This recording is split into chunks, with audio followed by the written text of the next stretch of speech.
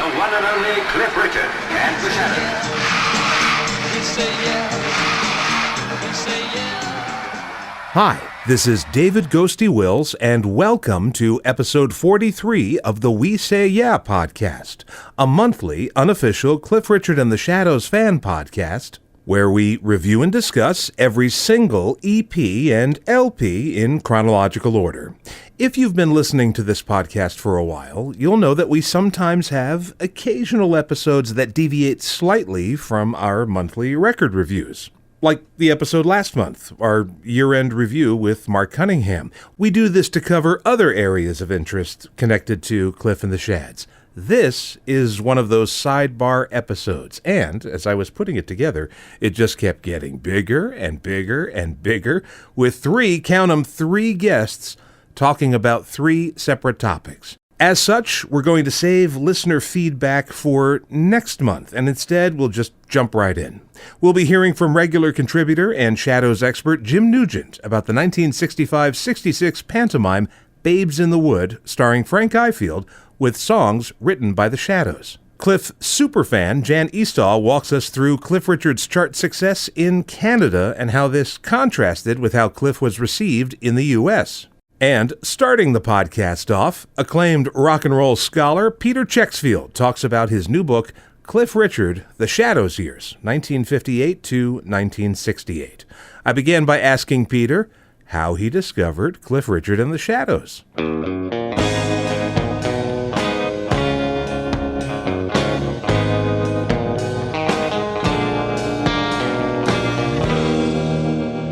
I was actually born in January 1963, and number one at the time in the UK charts was The Next Time, backed by Bachelor Boy. So it's literally in my DNA. You know, as I came out of the womb, Cliff Richard was probably on the radio. You know, so. But otherwise, yeah, my parents had a few old things. They certainly had Living Doll. They might have had Move It. They certainly had Living Doll and Young Ones and a few others. I've got a good memory. I can remember back as far as 66, 67, when I was 3 or 4, seeing things on Top of the Pops. And it was one of many, to be honest, Cliff Richard and the Shadows. And, also liked the Beatles and Stones. But my parents, they would have bought records before I was born. So I'd listen to a lot of, Adam Faith or Connie Francis or Chubby Checker, Fats Domino. So all sorts of stuff. But he was one of many who I particularly took a liking to.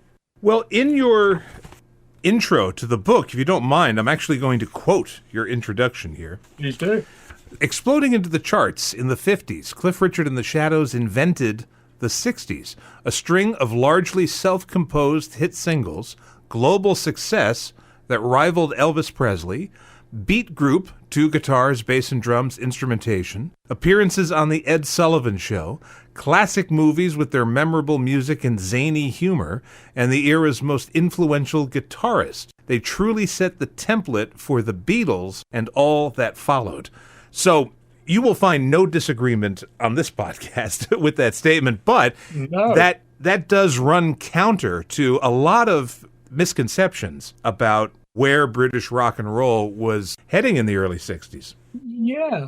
I mean, you'd think it would just be an American thing because obviously they didn't have quite the success there. But even in the UK, people still, just bang on it as if the Beatles invented everything in this country, and they didn't.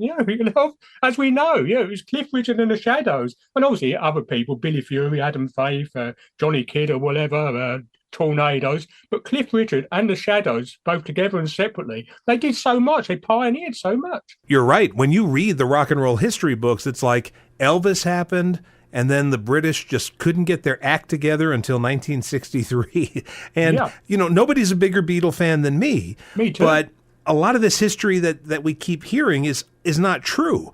People will say to me, well, we got to give the Beatles a lot of credit because they were the first self-contained rock and roll group writing their own songs, recording in Studio 2 of Abbey Road. And I'm like, wait a minute. Right, exactly. Hang on. Me and Shadows album, 1960. Yeah, there's a lot of self-written stuff on that, isn't there? So. Yeah, and I hate to say it, but it's the same in America. People will say nothing happened between Elvis and the Beatles. And I'm like, what are you talking about? We've got the beginnings of Motown and surf rock and all that great Phil Spector stuff happening, the Brill Building.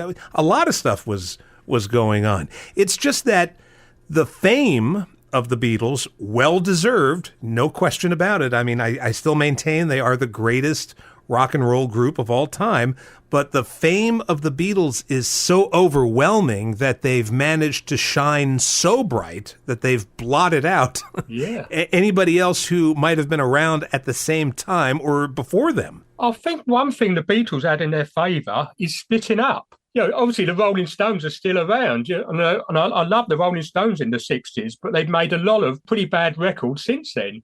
And because the Beatles split up when they was pretty much still at the top, you didn't have them making disco or reggae records or whatever, or Suedo rap records in the 80s or whatever, whereas Paul McCartney, even a lot of his fans, he's done a lot of dire stuff, and John Lennon to a certain extent. So because the Beatles split up, well, pretty much at the height of their fame still, the legend survives.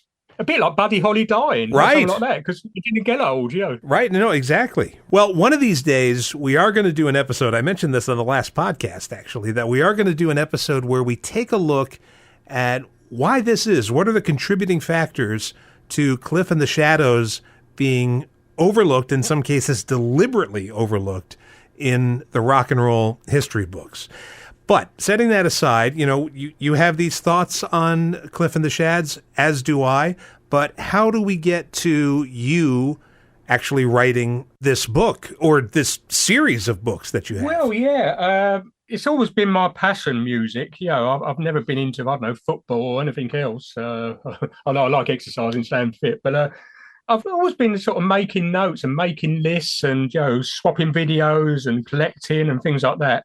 But we got married about a year ago, my wife. When I met her about 8 or 9 years ago, she said, "You're always doing this. Why don't you write a book?" I said, "I can't write a book." And I ended up doing it, putting things together for about a year. And it was quite well received. And it was going to be a one-off.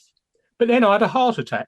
Oh. Which was the best thing that could ever happen to me, really. I've fully recovered now. But I couldn't really do much for 2 or 3 months. So I got into another book. And that went down well. And then I sort of got the bug, and I've written 19 books since. Wow. Well, talk about turning a negative into a positive. Absolutely. Absolutely. You certainly did that. My goodness. Well, we'll get back to this new book in a second, but who else have you written about? Jerry Lee Lewis. Okay. One, but mostly 60s act. The Searchers, they were very helpful, actually, the Searchers. And Mike Pender, the Searchers, did a foreword. Wow. The Tremolos, and again, Brian Paul and a couple of others were very helpful. And the Dave Clark Five, who wasn't very helpful. As soon as I'm just going to touch on this. Dave Clark, as soon as he heard about the book, I got some great reviews in British and American magazines. It was out for about 6 weeks. As soon as he got word of it, he put an injunction on, and the book was cancelled. So I figured it was going to be something like that. Yeah, but that's Dave Clark for you. That's another story. The Rolling Stones, that went down well. Yeah, so so quite a few. So you've turned your attention to Cliff Richard and the Shadows. The book is called Cliff Richard, The Shadows Years, Every Song from Every Session, 1958 to 1968. And you go through all of the releases in mostly chronological order, not unlike this podcast, really. It is, yeah. And you stop in 1968 when Cliff and the Shadows parted ways. There would be subsequent reunions. Cliff would work with various members on and off over the years, but did that seem like a natural stopping point for you? It did. I knew as soon as I started the book, and I've probably been at it on and off for about 2 years. I often write books. I'll do a bit, then I go to another project. It's not just on one book. But I knew when I started it, I didn't want to do his whole career. A, it would be a very big book, and B, I'm not quite so interested in some of the latest stuff. But I played with different cut-off points. I thought about 1969, then it's the 50s and 60s, and then I thought about 1966 because that's when a lot of the really good collaborations ended. And but then the established 1958 album with Cliff Richard and the Shadows, which was billed as a sort of celebration of 10 years, but it was also partly a reunion and partly a farewell album. So yeah, I mentioned that cutoff point because I'm sure there are people who are going to listen to this and say, well, I'm Nearly Famous. That's my favorite era of Cliff, and maybe that should have been the cutoff point. Or maybe people will say, hey, he doesn't think there's anything good between 69 and 70. Oh, by all means. I mean, I'm I'm not completely dismissing everything Cliff Richard done. He's done a lot of fantastic stuff, and certainly well into the 80s. Yeah. Right. What about that period between 68 and I'm Nearly Famous? That's kind of been portrayed as a wilderness period in a lot of books, like there wasn't a lot of great records. Yeah, obviously there's exceptions. I mean, Throw Down a Line, I love that record with Hank. And Power to All Our Friends, which was a Eurovision entry, 73, I believe. But yeah, I agree. I'm Nearly Famous was when it really happened again. Yeah. I have to say, one of the great things about your book, and we try to do it on our Facebook page as well, is we show the picture sleeves from around the world because, for the most part, UK single sleeves, they really didn't put much effort into them. But elsewhere, Cliff and the Shads were given the deluxe treatment. Yeah, apart from EPs, singles in the UK didn't really have covers. I think it probably wasn't the very first, but one of the first was Penny Lane, Strawberry Fields Forever by the Beatles. And, it was quite a big thing in this country. It came with a picture sleeve, just a single. Wow. Yeah. The rest of Europe's been doing it for years, but in America.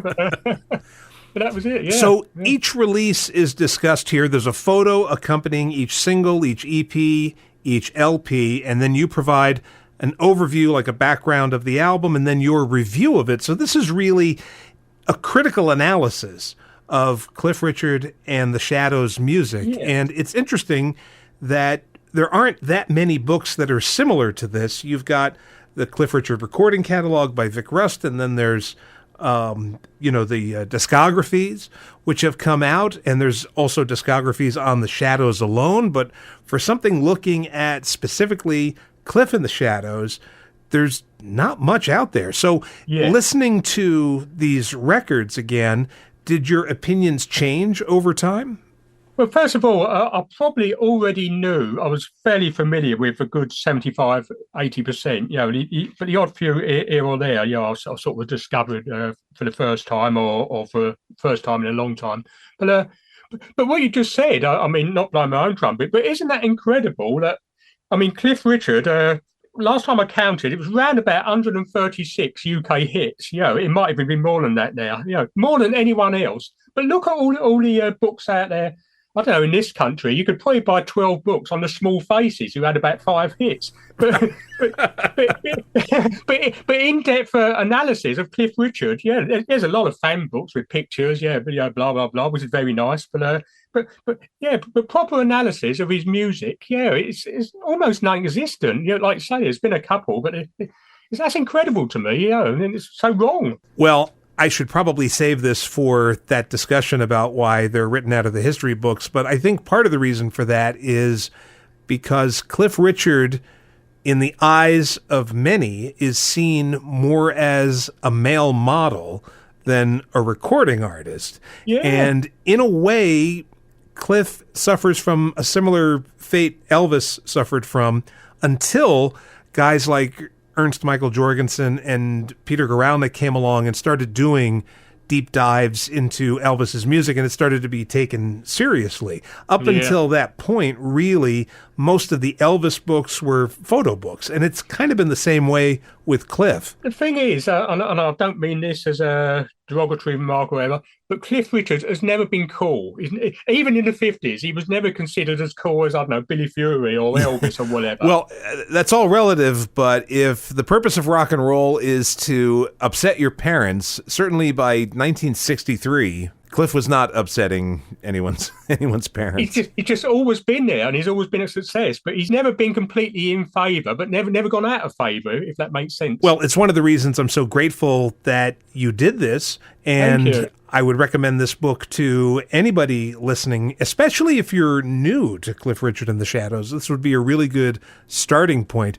And this series, Every Song from Every Session, it's kind of similar in a way to like The Rough Guide or On Track, where we're just, talking about these records, which is obviously what I'm into, and hopefully anybody listening to this is into. And the best place to get it is via Amazon, right? Absolutely, yeah. One thing I made sure I did with this book, and the whole series, the same with the Searchers and Dave Clark and Rolling Stones or whatever, it's not just a fawn in sort of, fan book. I'm not sort of saying, oh, everything is wonderful. There's certain records I don't particularly like. I don't like a lot of the show tunes in like the young ones and Summer Holiday with the orchestration. And I make that clear. I mean, it's only my opinion, if some people may love those, but I don't particularly. But I wanted to make sure it's not one of these books where I say, this was wonderful, this is wonderful, isn't everything great? Because to me, no artist, Beatles included, was quite like that. No, I know. I mean, it's one of the fun things about the book is that I'll read it and I go, well, I don't agree with that. I actually like and that it. is good. And that's what I want people to say. I don't want people to agree with everything. Yeah. But sometimes I go, oh, that's bang on. I totally get that. Sure. Yeah. So it is a lot of fun. Well, thanks so much, Peter, for appearing on the show. Where can people catch up with what you're doing and maybe whatever next book might be on the horizon for you? I don't do a great deal of social media, really, but just go to my website, which is peterchexfield.com, or Google my name, you'll find it. And, email me, I'll put you on the list. Fantastic. And do you have any ideas of what, I know this has just come out, but what the next book might be? It would probably actually be a various artist thing. I'm sort of aiming on a Mersey Beat. I don't know, probably the ultimate guide to Mersey Beat singles or something like that. So I do like a lot of that stuff. But it won't be just on the Beatles. I mean, actually, and this is probably controversial, my favourite group of the Liverpool era, it's not the Beatles, it's the Swinging Blue Jeans. I love the Swinging Blue Jeans, who also covered a couple of Shadows songs from Dance with the Shadows. Yes, they did. Yeah, very, very good versions as well, yeah. Thanks so much, Peter, and you have a great rest of your day. Thank you, David. Pleasure talking to you.